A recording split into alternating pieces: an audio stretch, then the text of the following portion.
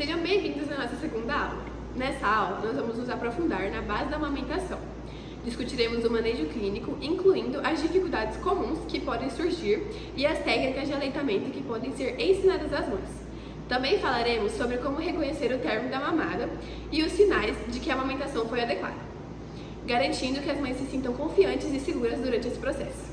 O bebê pode permanecer sentado, deitado ou até em posição invertida entre o braço e o lado do corpo da mãe. O fundamental é que ambos estejam confortáveis e relaxados. Para que a amamentação seja confortável e o bebê se alimente de forma adequada, a postura correta do bebê ao seio é: o bebê deve estar virado para a mãe com o corpo bem apoiado e os braços livres. O corpo do bebê deve estar encostado ao da mãe, barriga com barriga. A criança deve ser apoiada pelo braço da mãe, que envolve a cabeça, o pescoço e a parte superior do seu tronco. Em casos de crianças muito pequenas, a mãe deve apoiar seu bumbum com a mão. O corpo e o pescoço do bebê devem estar alinhados com o queixo para cima e não caído para o peito, de modo que a criança não necessite virar a cabeça para pegar a mama. A boca do bebê deve estar bem aberta, com os lábios retidos para a forma em forma de peixinho. O bebê deve sugar quando abrir bem a boca, com o queixo tocando a mama. A pega deve ser na auréola e não no bico do seio. A parte de cima da auréola deve ficar mais visível do que a de baixo. Há várias possibilidades e posições para amamentar. A mulher deve escolher a mais confortável que a deixe mais relaxada naquele momento. Sentada. A mulher deve permanecer com as costas apoiadas na cadeira ou cabeceira da cama. Ela pode ainda cruzar as pernas ou ainda usar travesseiro sobre as coxas. A criança pode ficar deitada em posição invertida ou sentada tipo cavalinho, posição muito utilizada em situação especial, como crianças prematuras, fissuradas e sindrômicas. Para que haja sucção efetiva, a criança deve abocanhar não só o mamilo, mas principalmente toda a maior parte da auréola. Esta pega correta proporciona a formação de um grande e longo bico, que toca o céu da boca, iniciando assim o processo de sucção. Os ductos lactíferos terminais, responsáveis por conduzir o leite, situados embaixo da auréola, são assim pressionados pela língua contra o céu da boca, iniciando-se a saída do leite, ajudada pelo reflexo de ejeção descida do leite, mediado pela ocitocina, hormônio que estimula a liberação do leite materno. Caso a pega seja só no mamilo, pode haver ferida ou fissura mamilar por frição continuada. A criança pode ficar inquieta, largar o peito, chorar ou se recusar a mamar, pois sem a pressão dos ductos lactíferos contra o céu da boca, não há saída adequada de leite, levando a mulher a acreditar que tem pouco leite. A mãe pode ser orientada a ensinar o bebê a procurar o mamilo e abrir a boca, que é estimulado passando o mamilo abaixo da narina do bebê e acima do lábio superior. É importante que o bebê esteja calmo e tranquilo na hora da mamada, evitando que o bebê chegue ao estágio de agitação e choro. Se isso ocorrer, ele precisará ser acalmado para só então iniciar a mamada. Deve-se ainda orientar a mãe a observar sinais de ejeção de leite, como o vazamento da mama contralateral e a presença das contrações uterinas, cólicas uterinas no pós-parto imediato. Sucção efetiva. Para que a sucção seja efetiva, deve-se observar 5 pontos. A boca do bebê deve estar bem aberta para abocanhar toda ou quase a auréola. O lábio inferior deve estar voltado para fora e cobrir quase toda a porção inferior da auréola, enquanto a parte superior da auréola pode ser visualizada.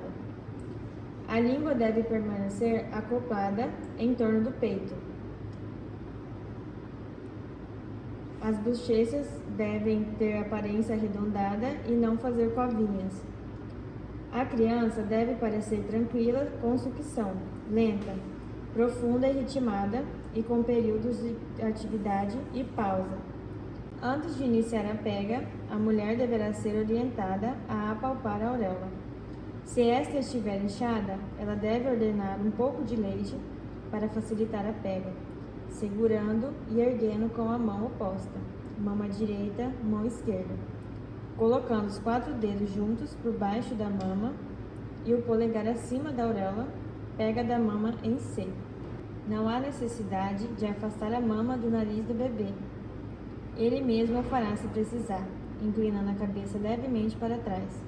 Uma alimentação saudável durante a gravidez é fundamental para a saúde da mãe e do bebê.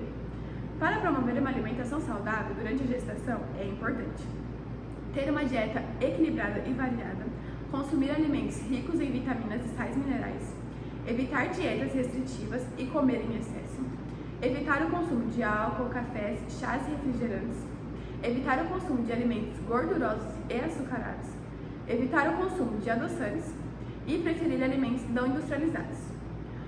O monitoramento nutricional durante a gestação é importante para prevenir complicações e mortalidade perinatal. O manejo clínico da amamentação é o conjunto de ações e cuidados que visam estabelecer o aleitamento materno. Para ter sucesso na amamentação, é importante perceber os sinais do bebê, acertar na pega, não oferecer outros alimentos além do leite materno até os 6 meses de vida do bebê, manter hábitos saudáveis, cuidar da alimentação, procurar apoio profissional e descansar. Técnicas em aleitamento. Deve-se promover o início da amamentação já na sala de parto, mantendo-se em livre demanda. A criança deve mamar sempre que desejar, sem horários estabelecidos, seja durante o dia ou durante a noite. O recém-nascido, em condições normais, está pronto para sugar imediatamente após o parto. Em cada mamada, ambas as mamas poderão ser oferecidas, dependendo da necessidade da criança.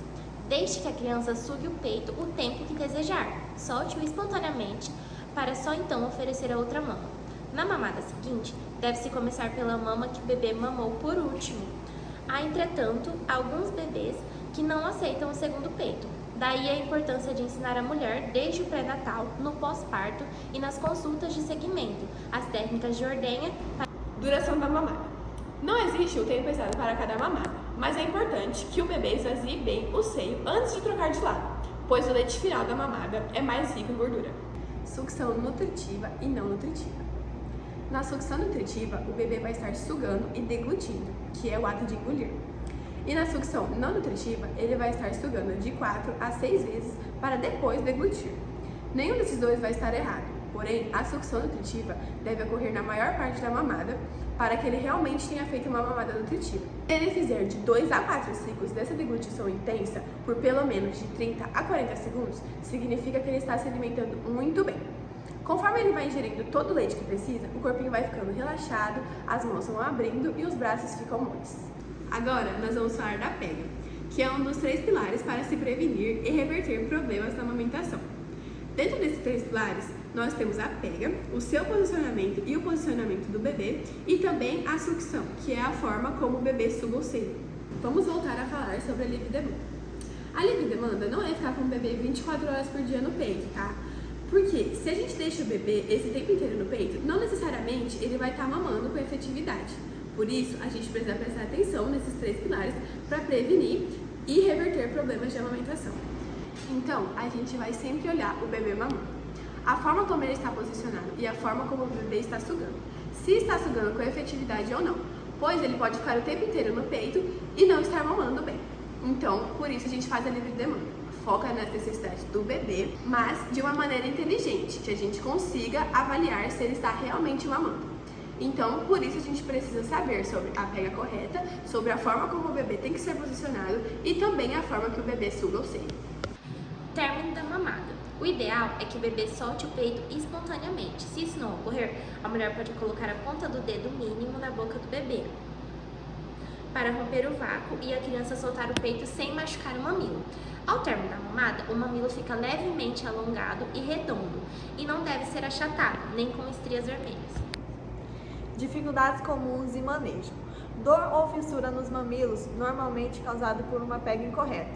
Orientar a mãe a ajustar a posição e técnica do bebê e usar lanolina ou o próprio leite materno para ajudar na cicatrização. Ingestão insuficiente de leite pelo bebê. Se o bebê não está ganhando peso adequadamente, é necessário avaliar se há problema na pega ou na produção de leite. Técnica como compressão dos seios durante a mamada ou uso de suplementação temporária pode ser consideradas. Engurgitamento mamário, quando os seios ficam cheios e duros, dificultando a mamada. A mãe pode aliviar a pressão com a ordenha manual e antes da mamada usar compressas frias antes do bebê mamar. Produção excessiva ou insuficiência de leite. Técnicas como ajustar a frequência das mamadas ou oferecer o mesmo seio em várias mamadas podem ajudar a equilibrar a produção de leite. Incentivar o contato pele a pele ajuda a aumentar a produção de leite, fortalecendo o vínculo entre a mãe e o bebê.